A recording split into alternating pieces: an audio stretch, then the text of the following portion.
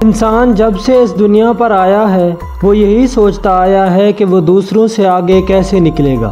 इस रेस में दुनिया के तमाम साइंसदानों ने ऐसे ऐसे तजुर्बात किए हैं, अगर इनमें से एक का रिज़ल्ट थोड़ा सा भी गलत हो जाता तो इस दुनिया को एक बड़ी तबाही का सामना करना पड़ता। क्या आप जानते हैं कि रूस ने ज़मीन की तह तक पहुंचने के लिए कोला सुपर डीप बोरहोल क्यों बनाया था? क्या आपको पता है कि कोल्ड वार में अमेरिका ने कोरोना की तरह एक वबा फैलाई थी? और आखिर क्यों अमेरिका ने हिरोशिमा पर गिराए गए बम से 100 गुना बड़ा बम स्पेस में गिराया था?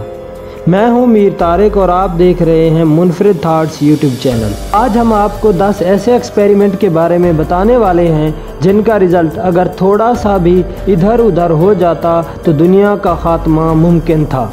अगर आप हमारे चैनल पर नए हैं तो चैनल को सब्सक्राइब करें और साथ बेल आइकन को दबा दें।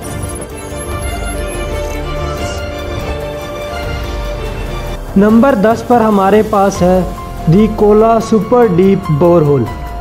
1970 में अमेरिका और रूस के दरमियान कोल्ड वार अपने अरूज पर थी। दोनों मुल्क किसी भी तरह जीत हासिल करना चाहते थे। इस जीत को हासिल करने के लिए सोवियत के साइंटिस्ट ने ज़मीन की सतह से 40,000 फुट नीचे एक बड़ा खड्डा बनाकर पूरी दुनिया को हैरान कर दिया था। वो इससे ज़्यादा गहराई में जाने के लिए खुदाई जारी रखे हुए थे कि दुनिया के साइंसदानों ने इन्हें खबरदार किया कि अगर खुदाई ना रोकी गई तो हो सकता है कि ज़मीन की टेक्टोनिक प्लेट्स अपनी जगह से हिल जाएं, जिससे पूरी दुनिया के तबाह होने का ख़तरा है। दरअसल अगर टेक्टोनिक प्लेट्स अपनी जगह से हिल जाती तो ज़लज़ले के चांसेस बढ़ जाते। इसके बावजूद भी रूसी साइंसदानों ने अपना काम जारी रखा। खुदाई के दौरान जब दर्जा हरारत 180 डिग्री सेंटीग्रेड को क्रॉस कर गया तो मजबूरन उनको अपना काम रोकना पड़ा, जिससे एक बड़ी मुसीबत टल गई। नंबर 9 पर हमारे पास है दी ट्रिनिटी टेस्ट। न्यूक्लियर बम की ताकत का अंदाज़ा तो आप सभी को ही होगा, क्योंकि ये एक ऐसा ख़तरनाक हथियार है जो एक लम्हे में पूरी दुनिया को मिलियामेट करने की ताकत रखता है। वर्ल्ड वार 2 के दौरान जब अमेरिका में एटम बम तैयार किया जा रहा था, उस वक्त किसी को भी ये मालूम नहीं था कि इसके फटने से कितनी तबाही हो सकती है। कोई भी ये नहीं जानता था कि एटम के टूटने से कई हज़ार जानें जा सकती हैं। ये जानने के लिए एक टेस्ट करना ज़रूरी था। इस टेस्ट का नाम दी ट्रिनिटी टेस्ट रखा गया।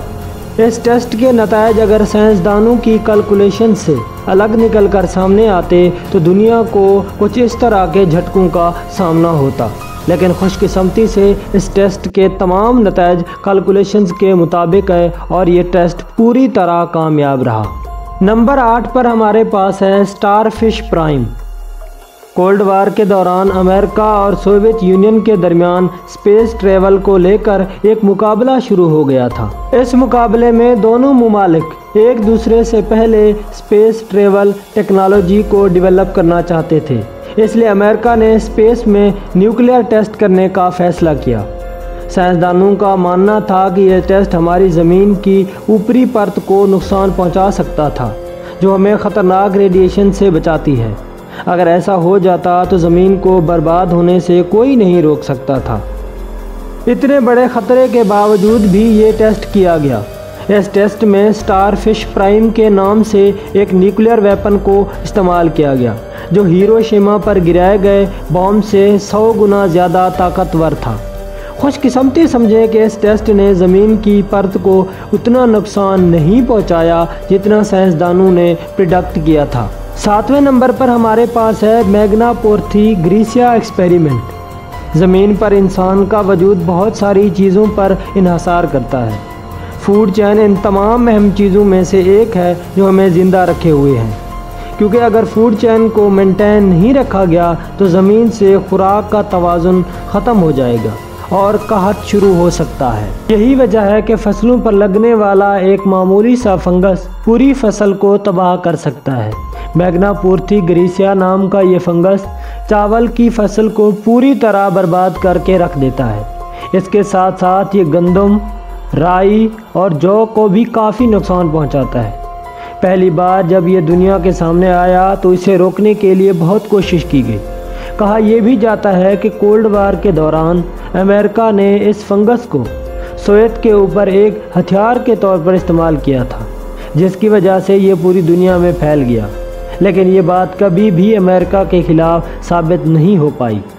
नंबर 6 पर हमारे पास है दी ऑयल ईटिंग बैक्टीरिया। सन 1970 में ऑयल स्पिल हुआ। ऑयल स्पिल से मुराद लिक्विड पेट्रोलियम का माहौल में फैल जाना, ख़ास तौर पर समुद्री एनवायरनमेंट में, जिससे आलूदगी पैदा होती है। इस ऑयल स्पिल के दौरान दुनिया आबी मखलूक की ज़िंदगी और माहौल में तब्दीली के मुतल्लिक़ काफ़ी परेशान थी। इस दौरान इंडिया के एक साइंसदान आनंद मोहन चक्रवर्ती ने इस मसले का एक हल पेश किया। उन्होंने एक बैक्टीरिया डिज़ाइन किया जो तेल को खाकर ख़त्म कर देता था। दुनिया के दूसरे साइंसदान इस बैक्टीरिया के इस्तेमाल के ख़िलाफ़ थे।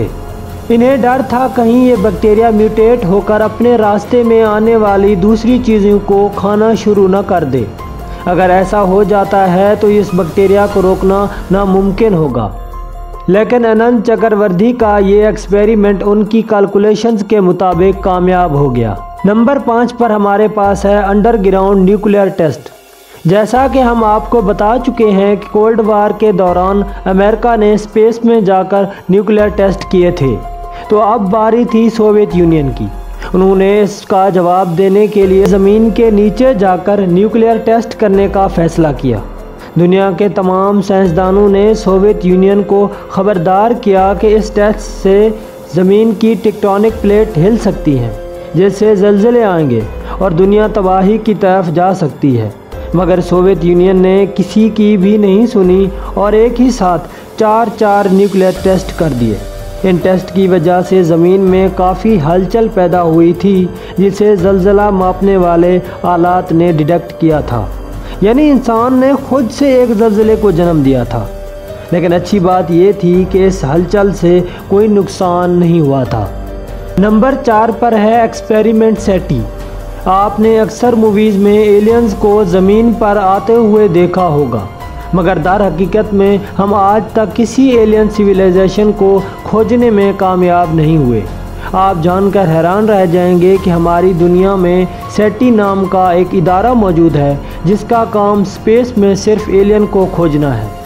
ये इदारा स्पेस में एलियन सिग्नल ढूंढने के साथ साथ उनको हमारे सिग्नल भेजता भी है, ताकि एलियन सिविलाइजेशन को हमारी ज़मीन का पता चले और वो यहाँ आ सके।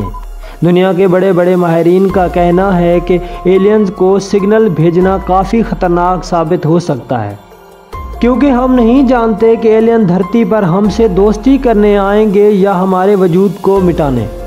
नंबर 3 पर हमारे पास है ऑपरेशन सीरस। ये बात साबित शुदा है कि कुदरत अपने बनाए हुए कवानीन पर चलती है। आप जानते हैं कि सुनामी, समंदरी तूफान, आंधी इतने ताकतवर होते हैं कि अपने सामने आने वाली हर चीज़ को लम्हों में तबाह कर देते हैं।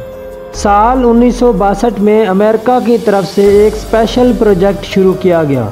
इस प्रोजेक्ट का अहम मकसद था कि वो अमेरिका की तरफ आने वाले समुद्री तूफ़ान का रुख मोड़ेगा। एक थ्योरी के मुताबिक अगर समुद्री तूफ़ान में बड़ी मिकदार में ड्राई आइस डाल दी जाए तो इससे तूफ़ान का रुख बदल सकता है। आपने सुना होगा कि इंसान को कभी भी कुदरत के साथ छेड़छाड़ नहीं करना चाहिए। अमेरिकी साइंसदानों के साथ भी कुछ ऐसा ही हुआ। ये लोग एक जहाज़ की मदद से तूफ़ान में 180 पाउंड ड्राई आइस डालने में तो कामयाब हो गए, मगर इससे तूफ़ान के रुख पर कोई असर नहीं पड़ा, बल्कि तूफ़ान ने इससे बढ़कर ख़तरनाक रूप ले लिया था। इस नाकाम ऑपरेशन के बाद अमेरिकी गवर्नमेंट ने हमेशा के लिए इस पर पाबंदी लगा दी। Number 2, black death. एक वबा कितनी ख़तरनाक और तबाहकुन हो सकती है, इस बात का अंदाज़ा तो आपको कोरोना की वजह से चल गया होगा।